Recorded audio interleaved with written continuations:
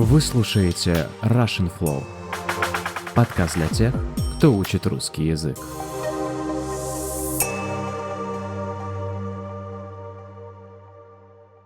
Всем привет! Это второй выпуск подкаста Russian Flow, и у микрофона по-прежнему Лёша. Сегодня я хочу поговорить на одну очень личную для меня тему. Я знаю, что для многих даже болезненную тему. И тема эта — акцент в иностранном языке. Сегодня я хочу вас спросить, вы когда-нибудь слушали запись своего голоса на русском языке? Или, может быть, на другом языке, который вы также изучаете? Может быть, вы думали когда-нибудь, прослушивая свой голос, что-то в духе: «Боже, это же так ужасно! Я так странно говорю! Я никогда не буду звучать как носитель русского языка. Какой же это кринж!» Если да, если когда-нибудь вас такие мысли посещали, то наверняка этот выпуск вам понравится и даже немножко успокоит. Давайте вместе разбираться. Акцент — это враг, с которым нужно бороться? Или же это часть нашей личности, которую можно и даже нужно принять? Ну что, поехали?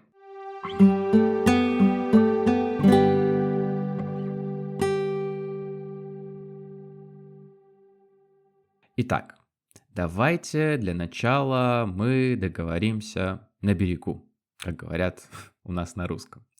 Акцент — это не ошибка. Акцент — это не значит, что вы плохо учите язык или что у вас нет способностей к языку. Акцент — это в первую очередь физиология. Это наша природа, потому что наш речевой аппарат, да, сложное слово, но речевой аппарат — это губы, язык, гортань, это вот все речевой аппарат. И вот этот речевой аппарат — это сложнейший музыкальный инструмент. Давайте представим, что всю жизнь вы играли, допустим, на гитаре. А теперь вам дали скрипку и сказали: «Ну что, музыкант, сыграй-ка нам какую-нибудь симфонию». Скорее всего, я уверен, что в большинстве случаев никогда у человека не получится сыграть так же хорошо на скрипке, как на гитаре.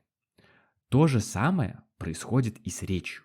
Наш речевой инструмент, речевой аппарат, язык, губы, рот, он просто не настроен на звуки чужого языка. Он настроен на произношение нашего родного языка. Например, я знаю, что для многих иностранцев огромная проблема — это звук «ы», который в русском языке используется достаточно часто. Но в других языках его просто не существует. И вот каким образом вы собираетесь его выучить, каким образом вы собираетесь его произносить, если у вас даже нет такого звука в речи? Поэтому не переживайте, что у вас не получается произносить его правильно. В этом ничего страшного абсолютно нет. Но вот иногда бывает, что человек очень талантливый. Он выучил все звуки, говорит их правильно, произносит хорошо, но все равно слышится, все равно чувствуется, что говорит иностранец. В чем прикол? В чем подвох? А подвох в том, что у каждого языка своя мелодика, свой ритм, своя интонация речи. В Испании говорят более подвижно, экспрессивно, с разными перепадами, а вот русская речь, она более ровная, она без всяких понижений, повышений. Поэтому человек, который говорит на русском языке, не являясь носителем, будет имитировать ритм, будет имитировать интонацию своей речи с родного языка. Поэтому вроде как звуки и правильные, но вот все равно слышится, что человек вот тут не русскоговорящий, не носитель. И таким образом и формируется тот самый акцент, который нам мешает, а может быть и не мешает говорить правильно. И еще раз, акцент — это следствие того, что наши мышцы, наши речевые мышцы, как губы, язык, гортань, они играют музыку на протяжении долгих лет. Они играют, допустим, джаз или фанк. Можете назвать разные жанры. Тут вам сказали: окей, ты же вроде как музыкант, ну давай-ка нам сделай рок. И вы сидите, человек, который всегда играл джаз, вроде как и музыкант, но вы не особо понимаете, как сыграть рок. Поэтому абсолютно нормально, что пока у вас не получается заговорить так, как говорят носители русского языка. И поэтому не переживайте, что у вас этот акцент есть, потому что он есть у всех, кто начинает учить язык примерно после 12-14 лет. И в лингвистике есть даже такой термин, как критический период.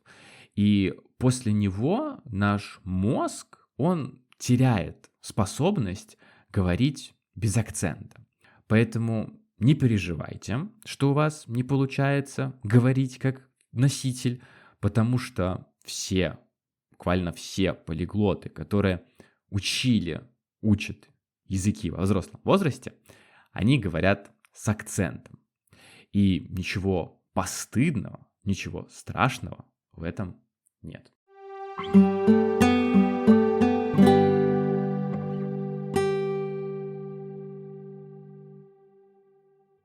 Хорошо, скажете вы. Если акцент — это естественно, может, тогда и не стоит заморачиваться, может, тогда и не стоит работать над ним, просто оставить как есть и ничего не делать. Но позвольте немножко не согласиться. У меня есть некоторые причины, важные причины, почему над ним все-таки стоит немножко поработать. И первая, самая важная, по моему мнению, причина — это эффективность общения. Потому что язык — это в первую очередь инструмент, чтобы нас понимали. И если из-за акцента вас постоянно переспрашивают, если постоянно возникает вот это недопонимание, то, скорее всего, это проблема. Потому что чем лучше ваша речь, чем лучше ваш акцент, то тем легче будет вашему собеседнику. Будь то это носитель, как я, либо же другой иностранец, который говорит на русском языке. И вот когда вы говорите хорошо, когда вы говорите без акцента, он перестает вслушиваться в то, как вы говорите, и скорее слушает, что вы говорите. Вторая причина, о которой я упоминаю второй эпизод подряд, это уверенность в себе. Когда вас понимают с первого раза, вы чувствуете себя намного увереннее, намного раскованнее. Исчезает этот внутренний страх, а вдруг я скажу что-то не так? Вдруг надо мной посмеются? И этот страх исчезает, когда вы говорите без акцента. Вы чувствуете себя хорошо, вы участвуете в беседах, вы задаете вопросы, шутите. И вот это ощущение свободы, оно бесценно, оно непередаваемо. И, наконец, третья и четвертая причины, которые я объединил в одну, но скорее они разные. И почему они разные, давайте узнаем. Третья причина — это профессиональный имидж человека, который говорит с акцентом. Потому что в некоторых сферах, например, как в медицине, необходимость хорошего акцента — это прям вот must-have. Потому что когда вы консультируете других пациентов, акцент который вам мешает передавать какие-то очень важные знания, важные советы, то это проблема, это препятствие для хорошей коммуникации с другим человеком. И четвертая причина, почему стоит работать над своим акцентом, это мягкая интеграция. И как понятно из самого слова, человек, который интегрируется в другую среду, для него сложно оставаться чужаком, человеком с другой стороны, и ему хочется как можно быстрее стать своим. Поэтому улучшение акцента этот процесс ускоряет, и местные жители, те, с которыми вы живете, они обращают внимание меньше на то, откуда вы приехали, когда ваш акцент достаточно хорош на понятном для них уровне и который устраивает вас. Поэтому работа над акцентом для нас это скорее вот не каприз, не то, что захотелось, сделал, а вот та инвестиция в качество вашего общения и инвестиция в комфорт. Инвестиция в то, насколько хорошо вы будете себя чувствовать.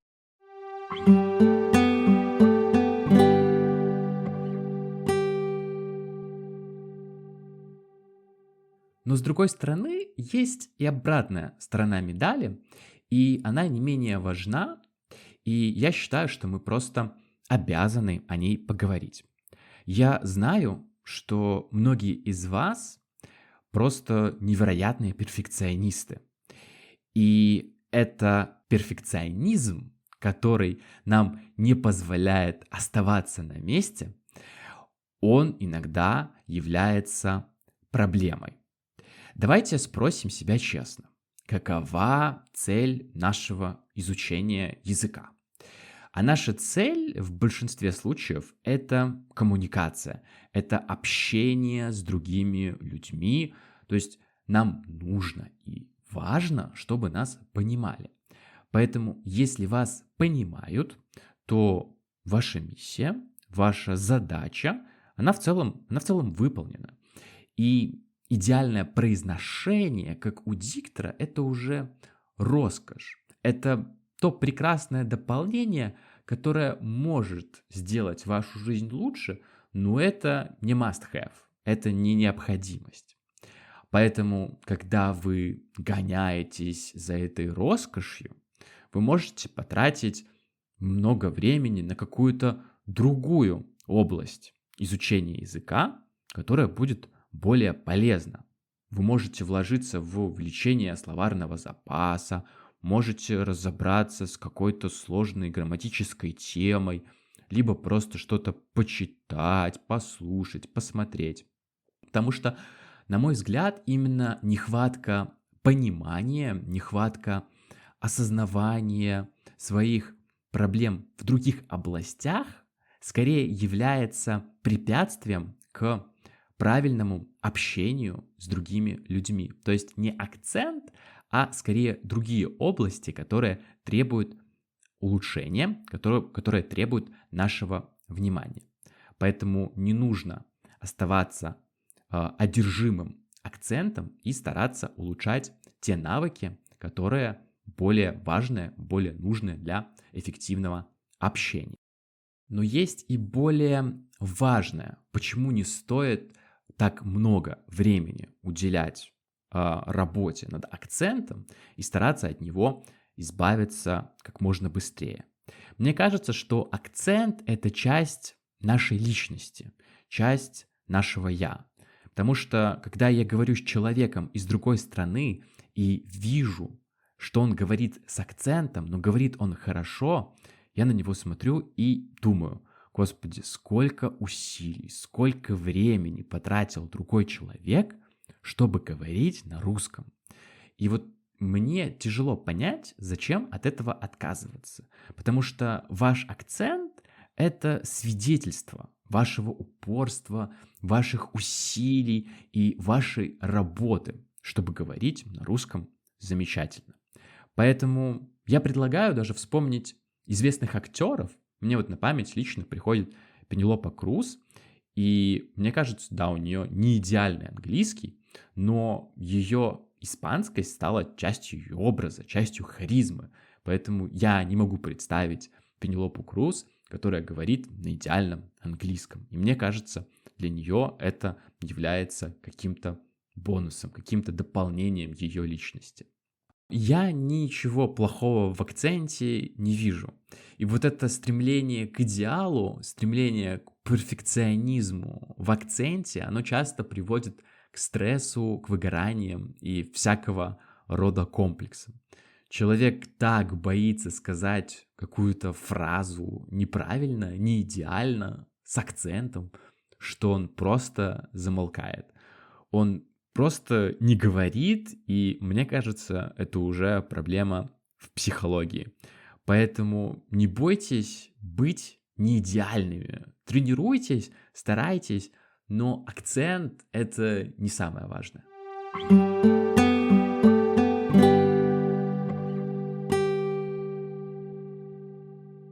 Хорошо. На первый вопрос, на первый классический русский вопрос, кто виноват, мы уже ответили. Но кто нам ответит на вопрос, что нам всем с этим делать? Где найти тот самый баланс? Где его взять?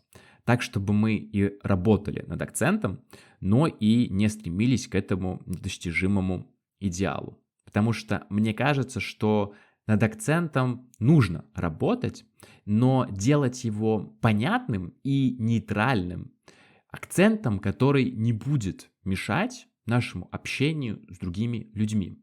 Поэтому мой совет: в первую очередь определите, что для вас важно. Нужно найти те области, в которых вам недостает каких-либо знаний, где вы испытываете проблемы, например, тот же звук «ы». Я советую не пытаться решить все проблемы с акцентом одновременно. Нужно выделить какую-то область, где у вас прям серьезная проблема, и над ней работать. И последний неоднозначный совет, но если вас настолько напрягает ваш акцент, что вы не можете ни о чем думать, кроме как над улучшением акцента, то можно обратиться к персональному учителю, который этот акцент вам и поправит. Да, это стоит денег, это стоит времени, но если ваша самооценка, ваше принятие себя, оно улучшится, то почему бы нет? Почему бы не потратить ресурсы, если они у вас есть, на эту тему, на эту проблему? Поэтому давайте договоримся. Мы будем работать над улучшением акцента без фанатизма и помнить, что акцент — это часть нас самих. И в конце мне бы хотелось узнать, что вы думаете об акценте, мешает ли он вам, может быть, вы им гордитесь, есть ли у вас какие-то истории, связанные с вашим акцентом. Если есть, то я жду эти истории в комментарии. И как всегда, уже ставшая классикой за второй выпуск, рубрика «Бонус», где я объясню сложные фразы и выражения, которые использовались в этом эпизоде. Всем, кто дослушал до этого момента, большое спасибо. Всем, кто хочет прослушать бонусную часть, добро пожаловать.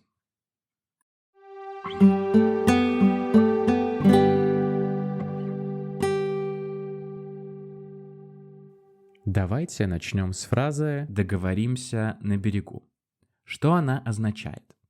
Она означает, что заранее нужно о чем-то договориться, чтобы потом не было проблем, чтобы потом не было недоразумений.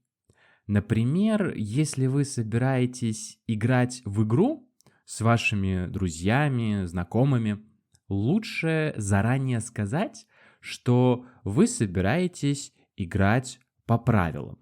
Тогда все будут знать свои роли и не будут пытаться вас обмануть. Вот что она означает. Договориться на берегу, договориться заранее. Следующая фраза — заморачиваться. Что это значит? Это значит, когда мы сильно переживаем или стараемся сделать что-то идеально, или просто волнуемся по мелочам. Например, если вам говорят «не заморачивайся», это значит, что вам хотят сказать «не переживай», «не волнуйся». А если вы очень хотите сделать что-то идеально, вы можете сказать «я хочу заморочиться и сделать что-то очень хорошо». То есть, если вы не хотите заморачиваться, то вы не хотите усложнять или волноваться без причины.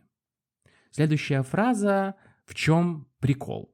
Это очень популярное выражение в современном русском языке, и оно означает «в чем смысл?» или «что здесь такого?».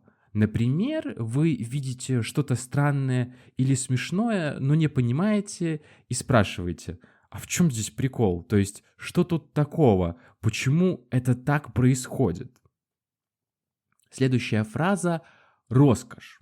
Роскошь– это что-то очень красивое, дорогое или очень приятное. Что-то, что не нужно для жизни, но очень приятно иметь. Например, если у меня или у вас есть дорогая машина, это роскошь. Или, скажем, у вас есть очень дорогой телефон, это тоже роскошь. Следующая фраза– обратная сторона медали. Что она означает? А она означает, что что-то хорошее в жизни или в ситуации имеет и плохую сторону. Например, если человек много работает, он зарабатывает много денег, но обратная сторона медали– он очень устает, и у него нет времени на что-то другое. Или, скажем, если вы хорошо учитесь, это хорошо. А обратная сторона медали значит, что вы мало отдыхаете. И последняя фраза без фанатизма. Что она означает? Она означает, что не нужно делать что-то очень сильно или слишком усердно. Нужно делать это спокойно и умеренно. Например, если вы учитесь, не стоит учиться без перерыва. Лучше учиться без фанатизма, чтобы не устать и не выгореть. Или, скажем, в спорте не нужно бегать до изнеможения, не нужно бегать до судорог. Лучше делать это без фанатизма. И на этом все. Спасибо, что дослушали этот эпизод до конца. Надеюсь, что встретимся в следующем подкасте. Всем хорошего настроения и пока.